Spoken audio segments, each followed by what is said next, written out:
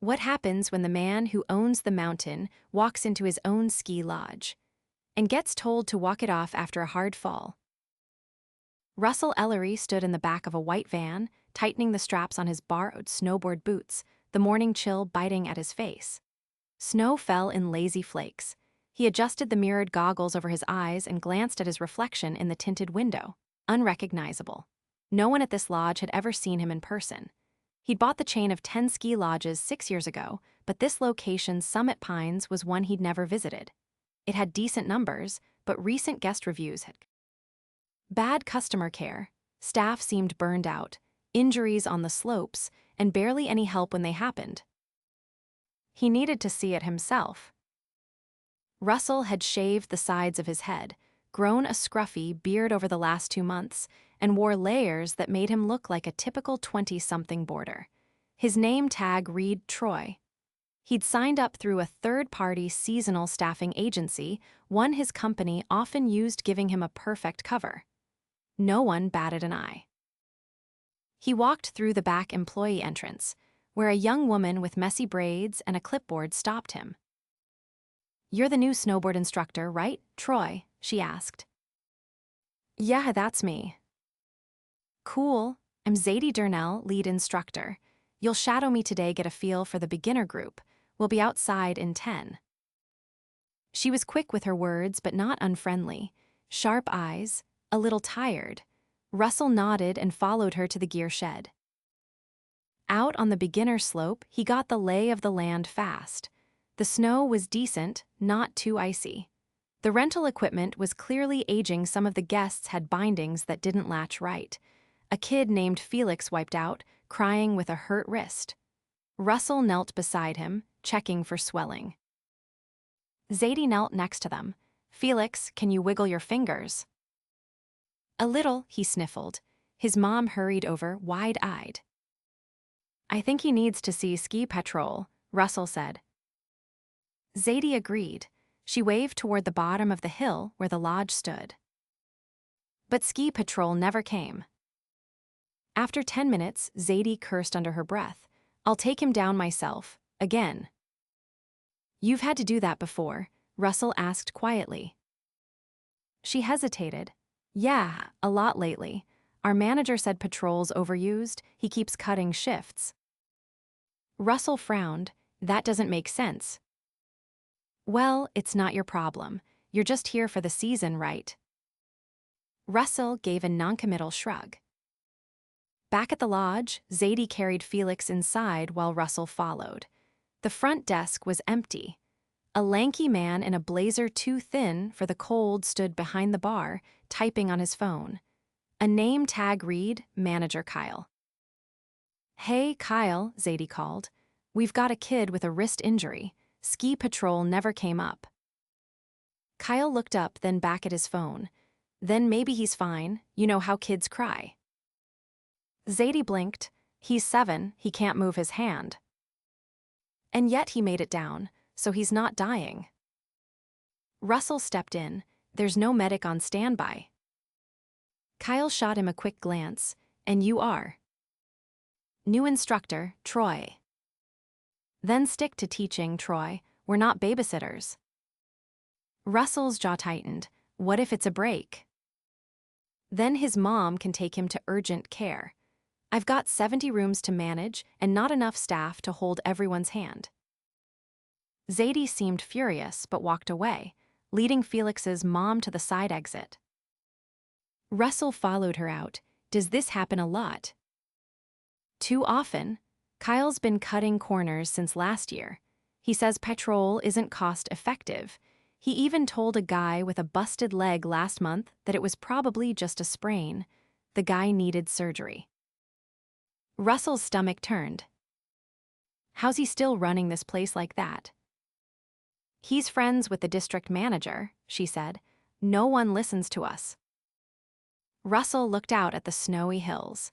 He'd built this company to give people joy, families, kids, thrill seekers. Now they were getting hurt, ignored, and dismissed by someone who cared more about numbers than people. That night, Russell stayed in the employee bunkhouse. He kept his head down, listening to the others talk, Most were seasonal hires like him, a couple were returning staff. Everyone seemed frustrated, overworked, undersupported. One guy, Lucas, showed Russell a photo of a bruised shoulder. Took a hit last week. Kyle told me not to file anything, said it'd mess with the insurance numbers. Russell clenched his fists under the blanket. He couldn't sleep. The next morning, he joined Zadie again. Another fall. This time, a woman twisted her knee badly. She cried as she tried to move. Russell waved toward the lodge again. Nothing. Kyle never came. When Russell tried to use the radio to call in backup, Kyle's voice crackled in response. If she's conscious and breathing, she can wait. You're not a doctor, Troy. That was it. Russell's voice dropped. No, but am the owner. There was silence on the radio. Zadie stared at him. What did you say? Russell stood up straighter. My name's Russell Ellery. Own this place, and I've seen more than enough. Their radio stayed silent. Then, slowly, Zadie smiled. You've got some explaining to do. Russell looked back toward the lodge. Kyle was going to get it, but not just him. This was just the beginning. Russell stood at the bottom of the slope, his breath visible in the cold air, one hand still on the radio. The injured guest was now being helped up by two other boarders. Not staff, just guests. Zadie was still beside him, her expression unreadable. You're serious? She asked. You're Russell Ellery. He nodded once. I bought this lodge 6 years ago, but I haven't seen it like this, not until now. Zadie looked back toward the lodge. So what happens now? I need to see what else I've missed, Russell said, but I'm not watching another person get hurt while that guy hides behind a desk. They helped the guest down together, careful not to jostle her leg. Russell insisted on carrying her snowboard while Zadie kept her steady. No ski patrol, no first aid staff waiting at the bottom, just them. Inside the lodge, Kyle was no longer behind the bar. The front desk was still deserted. Russell helped the injured woman into a seat near the empty fireplace. The flames weren't even lit. He turned to Zadie. Is there a medical room? Technically, yes, but it's barely stocked. We've been told to send people to town for anything more than a nosebleed. Russell's jaw tightened. Show me. She led him down a narrow hallway behind the rental shop. The medical room was a converted storage closet, dim overhead light, one cracked plastic cot, and a wall cabinet with half a roll of gauze and a few expired ice packs. Russell took a breath and turned to her. I want you to gather the instructors, the full-timers, anyone who's been here more than a season, no one from management yet. Zadie didn't question it. She just nodded and disappeared down the hall. Minutes later, 4 employees filed into the staff break room. A wiry man with a limp introduced himself as Gerard, an instructor with 12 winters under his belt. A woman named Kelsey leaned against the counter, arms crossed. She'd been running private lessons and kids groups since before the company merger. Lucas came in last, the one who'd shown Russell the bruised shoulder the night before. Russell stood in front of the vending machine, goggles pushed up, face fully visible now. I'm not here to play gotcha, he said. I came because I stopped trusting the reports I was getting. I needed to see what was real. Gerard spoke first. Well, you saw it.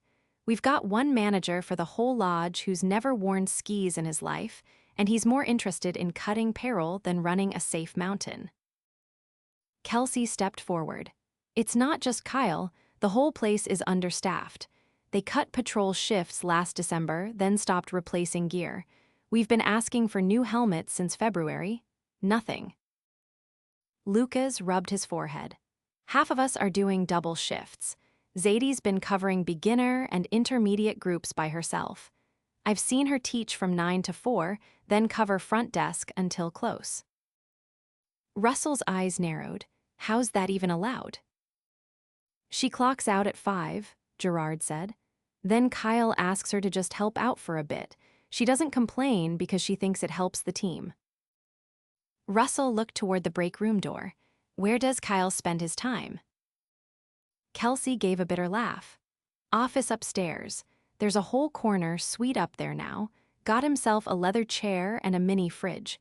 Says he needs space to focus. We haven't seen him out on the snow in weeks.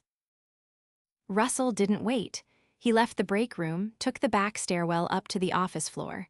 The hallway carpet was newer than anything downstairs. Kyle's door was closed. Russell knocked once, then opened it. Kyle was leaning back in a chair, feet on the desk, watching a hockey game on a tablet. He looked up. Troy Wright, what now? Russell stepped inside and shut the door behind him. No, my name is Russell Ellery. I own this place, and you're done.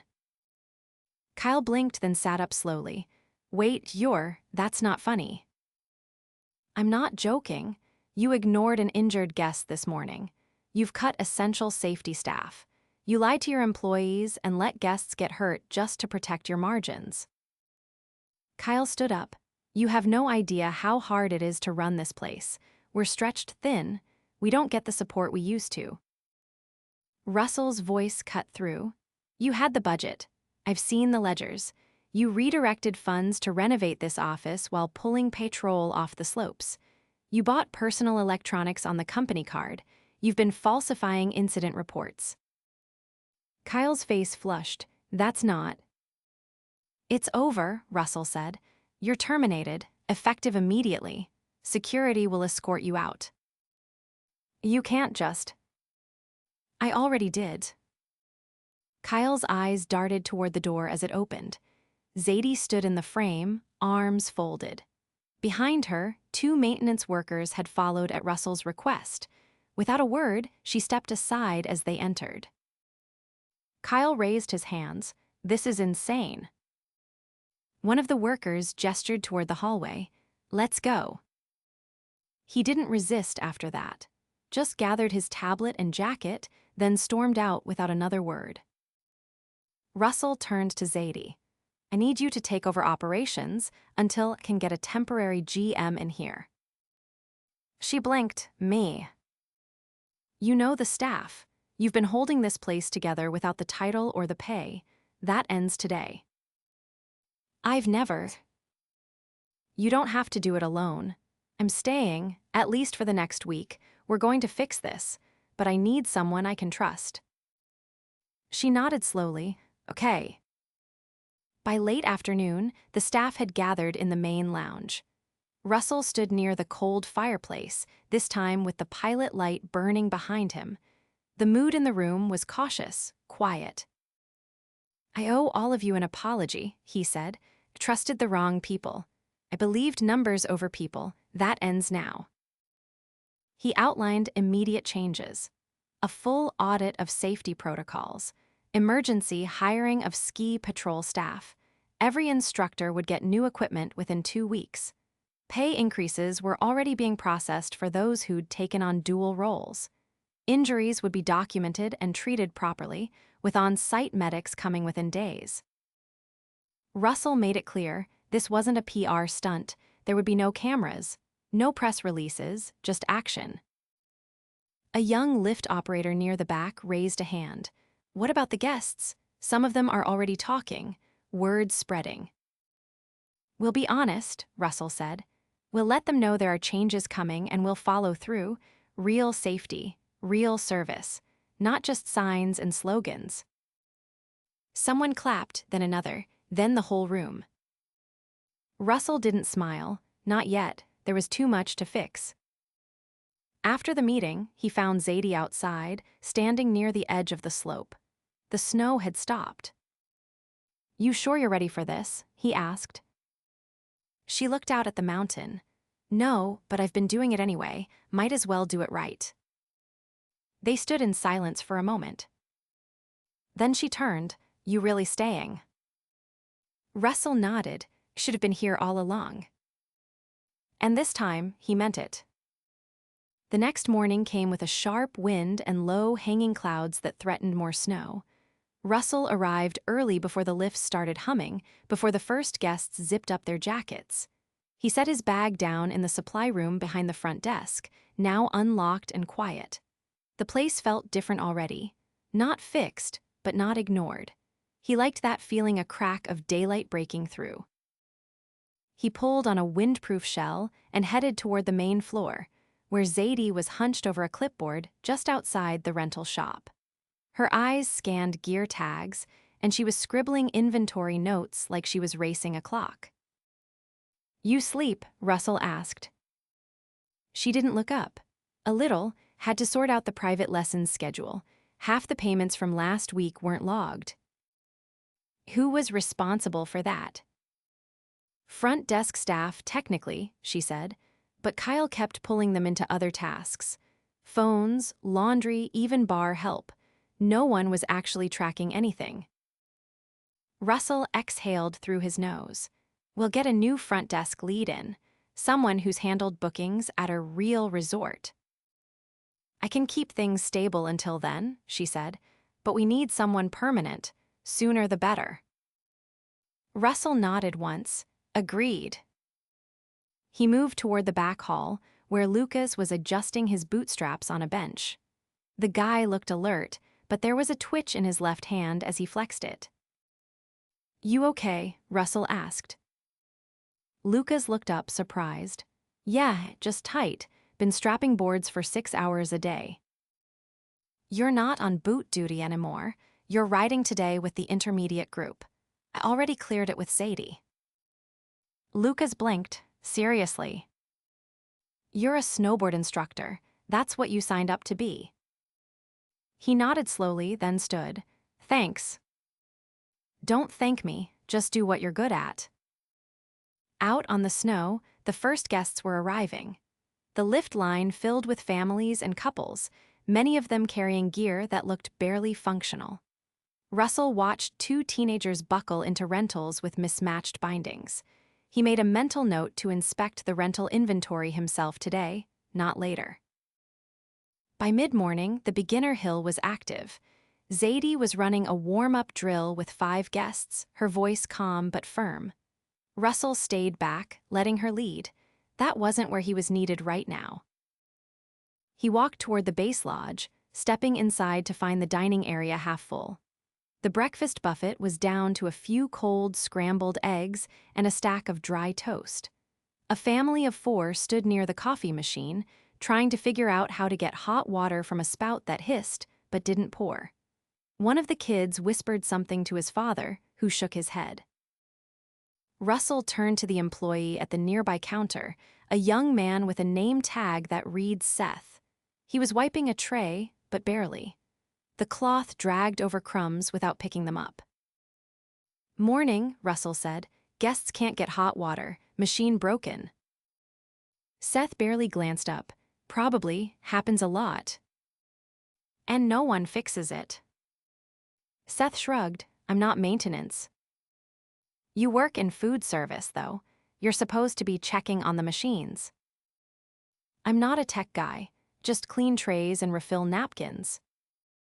Russell stepped closer. "What's your job title?" Seth hesitated. "Cafe support."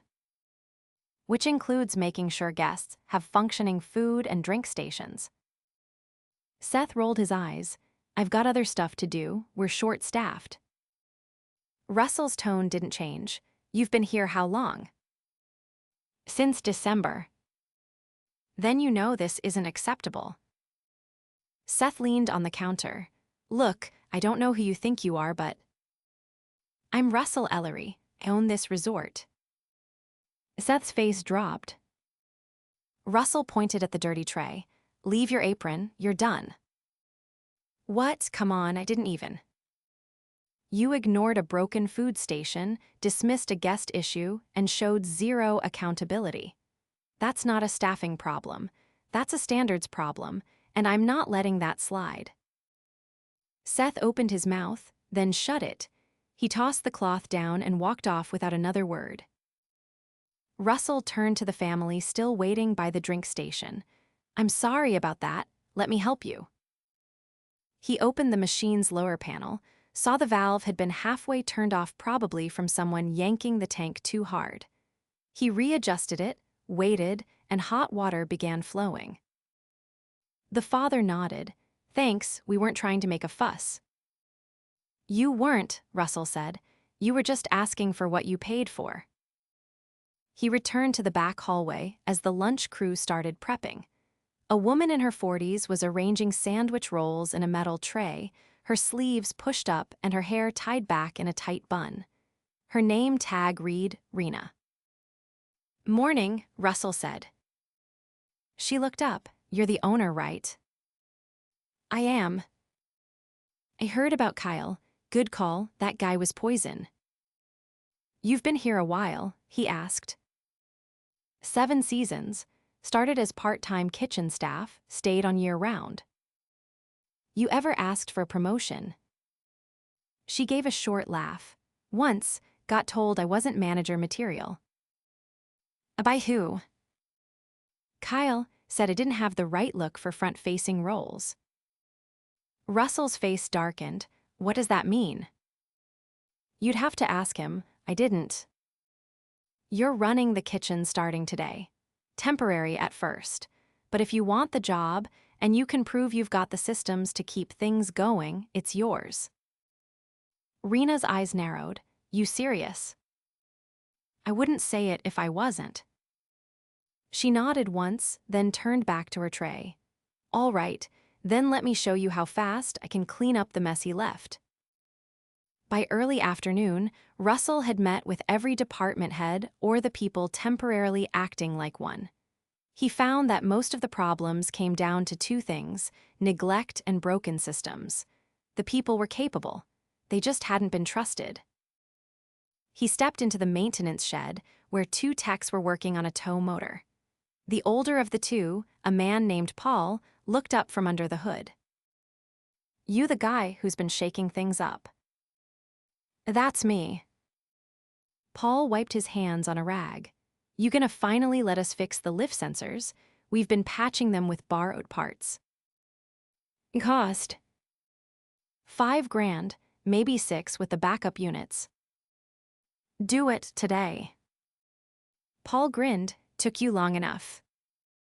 Russell pulled out his phone and sent a message to his executive assistant back in the city. He needed a new regional manager, someone who could be on site within 72 hours. Someone who had run mountain resorts before. Someone who understood people, not just spreadsheets. He was halfway through the message when his phone buzzed. A call from a blocked number. He answered. "This is Ellery." A calm, clipped voice came through. "This is Charles North from the legal team. Represent Kyle Stanner." Russell stepped outside the shed. "Go on." "Kyle has raised concerns about the manner of his termination. He claims no formal warning was given and that the dismissal was conducted in front of other employees." "And your point?" "We're requesting a mediated conversation. Otherwise, we may pursue a wrongful termination claim." Russell didn't flinch. Kyle falsified safety reports, misappropriated funds, and endangered guests. We have documentation and direct witness testimony. If he wants to escalate, I suggest he consider what discovery will look like. There was a pause. "We'll advise him accordingly," the voice said, and the call ended. Russell lowered the phone. Snow had started falling again, soft and steady. He looked past the trees toward the highest ridge of the mountain, barely visible through the haze. He still had a long way to go. But for the first time in months, maybe years, he felt like he was finally facing the right direction. Back inside, Zadie was waiting near the fireplace, clipboard in hand again. "We've got 2 instructors calling out tomorrow. One's got family stuff, the other's finally seeing a doctor for that knee." "All right," Russell said. "Move Gerard to morning lessons. I'll take afternoon beginners, we'll make it work." She raised an eyebrow. "You teaching?" "I still remember how," he said, "and I need the practice." She handed him the clipboard. You're gonna be sore. He smiled. Good, let the mountain remind me what matters. The wind had died down overnight, and by morning, a thin crust of fresh powder coated the slopes. Russell arrived before sunrise, walking the length of the lodge's perimeter with a maintenance checklist in hand. He wasn't delegating this one. If there were hazards, blind spots, or equipment malfunctions, he wanted to see them with his own eyes. At the base lift, he found Paul adjusting the tension on a cable with steady hands. Russell paused behind the orange safety netting. "Lift sensors up and running?" he asked. Paul nodded without looking up. "Installed both sets last night, did a full test at 4 this morning. No skips, no false stops. We're finally back where we should have been months ago." "Appreciate you pushing through." "I didn't push," Paul said. "I just did what I was waiting to be allowed to do." Russell made a note and continued his walk. The main lodge looked cleaner than it had in weeks. Rena had taken over kitchen operations less than 48 hours ago, but already the food service area had been reorganized. She'd pulled the backup convection oven from storage and had label systems taped above the prep stations. No new staff, just better structure. Inside, the fireplace was lit not for decoration, but because it was actually cold out and the dining room had real music playing from a speaker someone had pulled from the lost and found. Russell didn't stop. He had one more task before the lifts opened. He stepped into the employee hallway and knocked gently on the side office where Zadie was hunched over the day's schedule. Her eyes flicked up.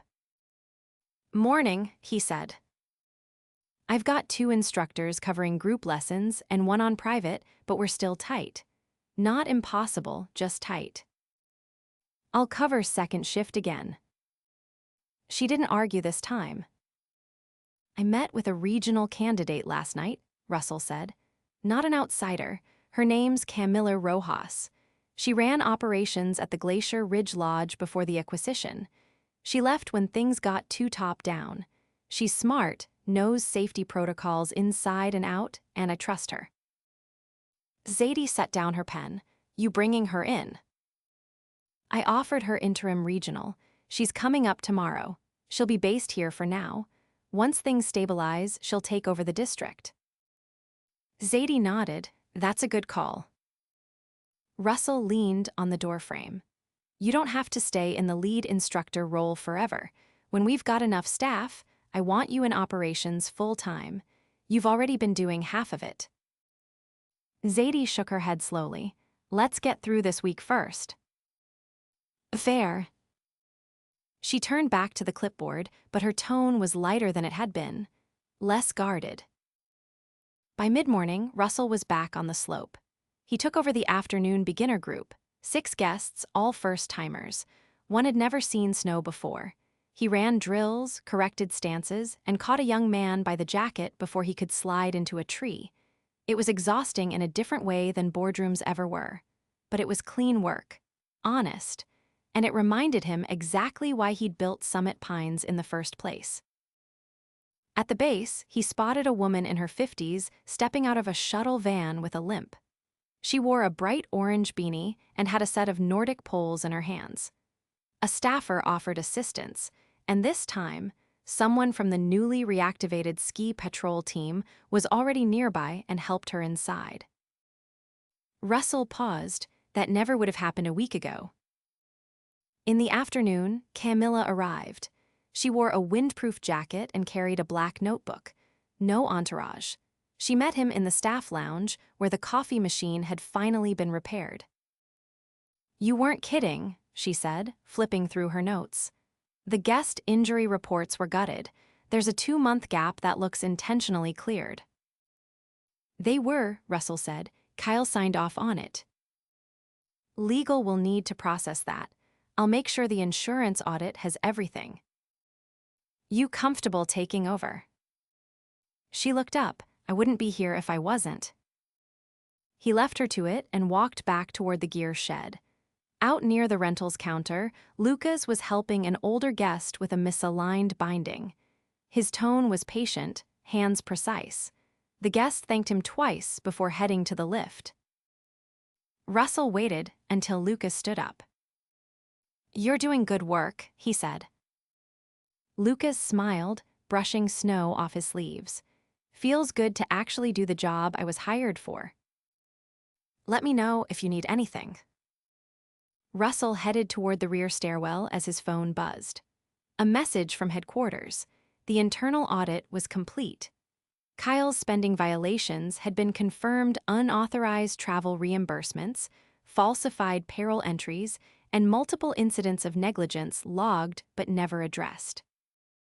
The company's legal team had already moved to file a cease and desist against any claims he was threatening. HR would handle the rest. Russell didn't respond. He just deleted the message. That chapter was closed. At day's end, the staff gathered in the lounge. Not for a meeting, just to sit. The room buzzed with quiet conversations. Someone had brought in a tray of warm pretzels from the kitchen. Gerard leaned against the wall, sipping tea and talking with a new hire. Kelsey was reviewing the next week's instructor pairings with Zadie, who had finally taken off her snow pants and was wearing actual indoor clothes for once. Russell stood near the window. Snow was still falling, but lightly now, the kind that settled instead of smothering. Paul approached him, arms crossed. His tone was low. "You didn't just fix the management. You reminded people this place could matter again."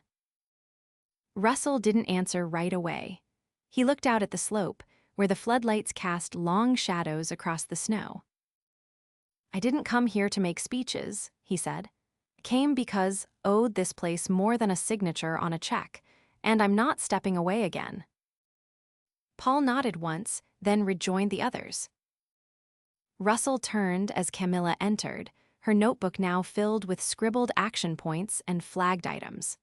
She gave him a quick update: new patrol team finalized, rental inventory orders placed, and a temporary compliance officer already en route. They didn't need a meeting to discuss it. The work was in motion. Later that evening, Russell stepped outside. The cold bit through his jacket, but he didn't mind. The mountain was quiet now. Groomers would run overnight. Guests were tucked into rooms. Staff had gone home or were resting upstairs. He walked to the edge of the slope and looked up the ridgeline. The wind had swept most of the loose powder away, and the summit lights were glowing faintly against the dark sky. Behind him, the lodge stood firm. Not perfect, not finished, but in motion. He didn't need to be the hero here.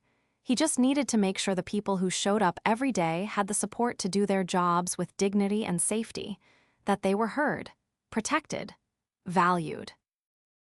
And now they would be. He turned toward the door and walked back inside.